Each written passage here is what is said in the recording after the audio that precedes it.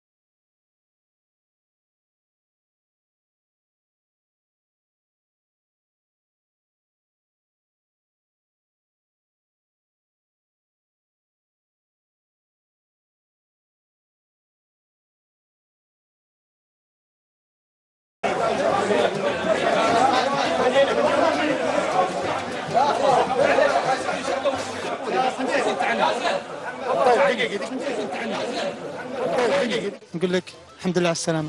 الله يسلم عمرك ويبارك فيك يا ربي. الناس كانت تنتظر عودتك من زمان. والله أنا اللي كنت أنتظر العودة صراحة أكثر منهم، ولكن الحمد لله رب العالمين على كل حال. الحمد لله رب العالمين. الله يديم علينا الأمن والأمان إن شاء الله. الله يسلم عمرك إن شاء الله والله يبارك فيك يا رب. بشر عن الإصابة الآن، وش صاير الجديد فيها؟ والله الحمد لله الحين أنا خلصت المرحلة الأولى في العلاج، وإن شاء الله وصولي إن شاء الله للنادي إن شاء الله، ويبدأ إن شاء الله المرحلة الثانية إن شاء الله. أبو عبد العزيز بدك تلعب الموسم هذا؟